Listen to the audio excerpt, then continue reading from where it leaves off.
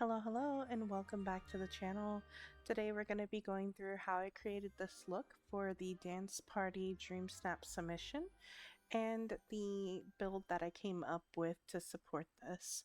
So this is an outfit challenge. It indicates in this week's challenge that you're invited to a valley dance party. It's time to ignite the dance floor and create unforgettable memories in a show-stopping outfit.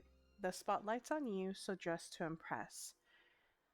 So I knew that I wanted to utilize one of the emotes in my photo to make it look like I was dancing. And the one villager that kind of stood out right away is Mirabelle because she dances. So if I could get myself in a pose that looks like I'm dancing along with Mirabelle dancing, I really felt like that was going to bring to life this photo. The second piece of this is that I wanted to utilize Mike and Sully because I wanted to incorporate it to be a Monsters Inc. dance party or Monster Mash, if you will. I am all in on the fall spirit right now and am so excited for Halloween to come. So I wanted to lean into that, especially as I started to look through the outfit options. They were kind of all over the place, so I figured why not lean into it, go full monster, and basically dress up for Halloween.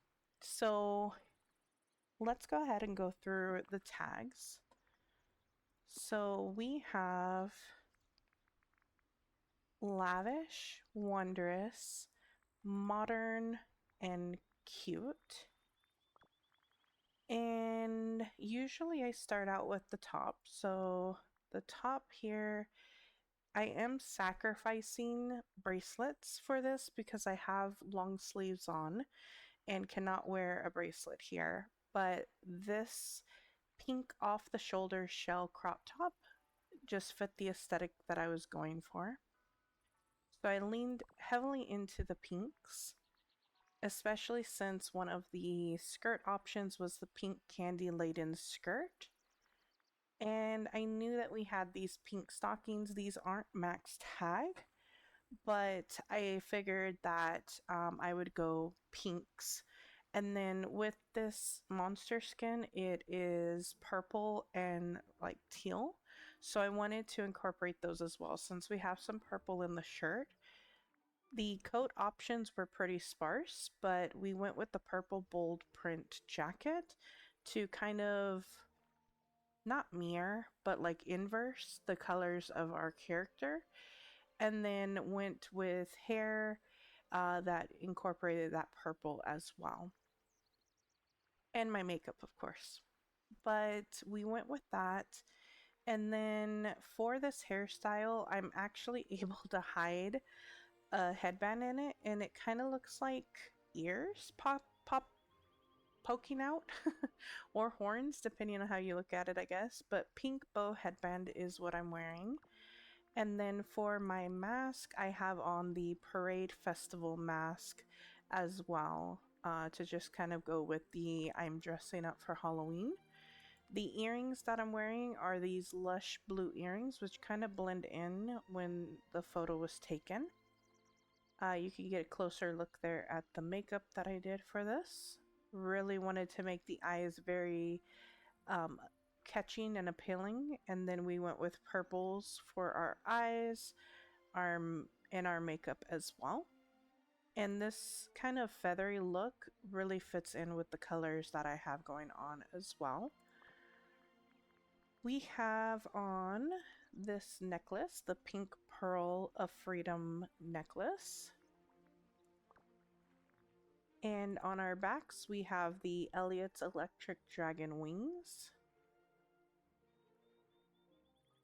And underneath our skirt, we have on the blue jean shorts for some extra tags. The shoes are the red squeaker sneakers, and I didn't really care what the shoes were in this photo. Although I did pull in the red from the wings, you're not going to be able to see them in my photo the way that I posed. But we have those on. And then for these don't fit all the tags. But let's see here what it does fit. Let's see. It's not modern, so I think it's just one tag for cute. Yeah, so the icing socks there. And for our gloves, we have on this max tag option the enchanting pink pumpkin ring. And that is everything that we are wearing. And I went with the Winifred hair, again, just to kind of lean into Halloween aesthetic. And let's go ahead and take a look at the tags. Okay, so we have 11 out of 3 lavish, 11 out of 12 wondrous, 4 modern, and 9 cute. And let's go ahead and take a look at how we came up with the build to kind of support this look. So the first thing I did was demolish this little area in my plaza, and I knew that I wanted to incorporate 2 DJ booths. I wanted to put Sully behind one of them and then Jack Skellington behind the other. Neither one of who was looking at the camera when I took my photo, but they are in there. And I knew that I wanted to incorporate the colorful DJ booth in front of it just for some visual interest. I like stacking these 2 items. And then we're utilizing the celebration arches and clusters as our balloons for the festivities. I don't have a lot of footage of the build of this because the majority of it was me trying to get the timing of my pose down correctly, but we end up utilizing a big rock in front of us to give a very zoomed in look on our character. I wanted to be the focus, as the prompt stated that I was basically the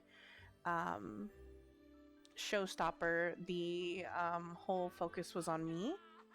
And then I put down this jeweled flooring to give a bit of brightness because I wanted to do this at nighttime. And then we put down a cauldron, kind of like the punch bowl is kind of how I was looking at that. And then we put down the enchanted table that we got during Fairy Godmother's, I believe, quest.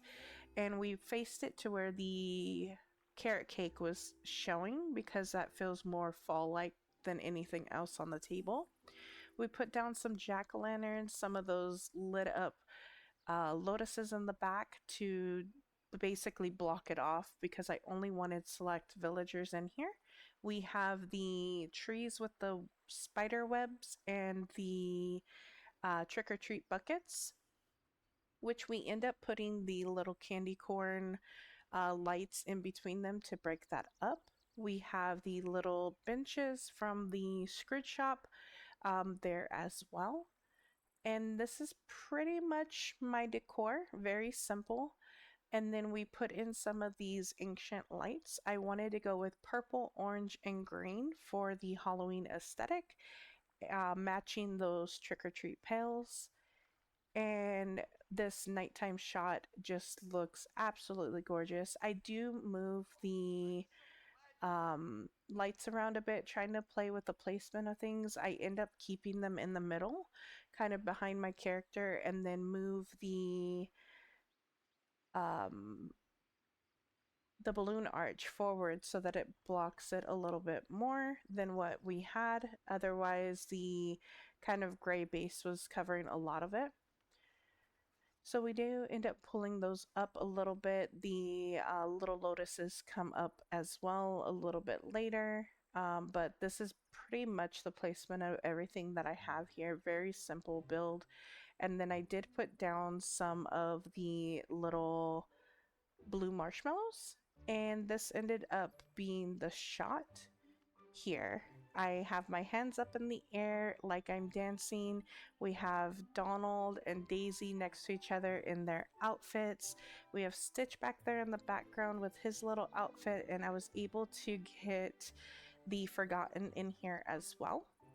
So let's go ahead and take a look at this a little bit closer.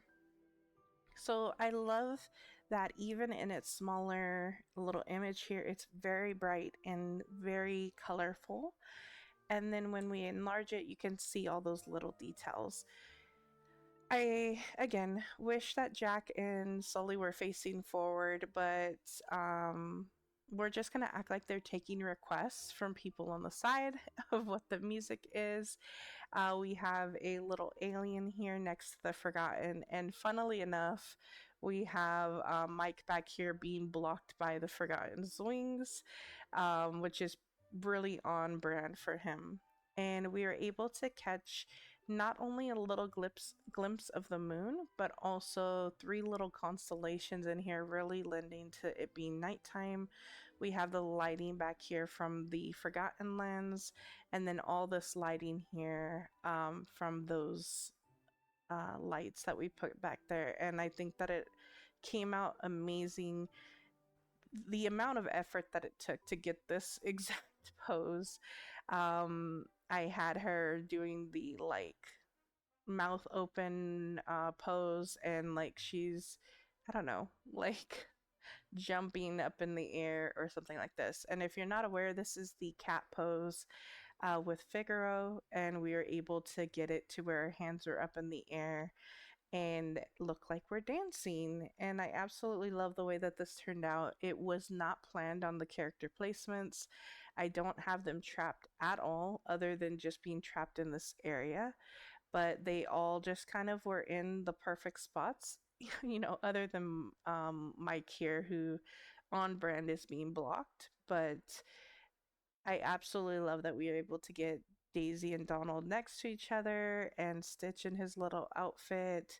And I love how the Forgotten looks here. It really adds to the creepy vibes. And yeah, I love this. And you can see in the background my Monsters Inc. build a little bit. So we have the Monsters University building and Mike and Sully's apartment. And then over here on the left, we have kind of like the amusement area that I had set up with some Toy Story items and the, I wanted to say Ferris wheel. That's not a Ferris wheel. Carousel. But I think that it turned out great and really fit the vibe that I was going for. From the ones that I've seen around, it definitely feels a lot different than what I've been seeing, which could be a good thing or a bad thing. But I absolutely love it, and I couldn't imagine doing anything else this week for Dance Party. It really does feel like a Monster Mash at Monsters U. So I hope you enjoyed this little process video. It's a little bit shorter than my usual ones because a lot of the things that I was doing was trying to get the pose down right, and the build itself really didn't take that long. It was collecting all the villagers. 3 times I had to do this, but these were the set of villagers that I was hoping to have in my photo and was able to do so successfully, minus them not looking at the camera, but it's okay. I'm the focus of the photo, not them. So I can't wait to see what everybody came up with for this and to vote on this one. This one's going to be a fun one. And I will see you next time. Bye.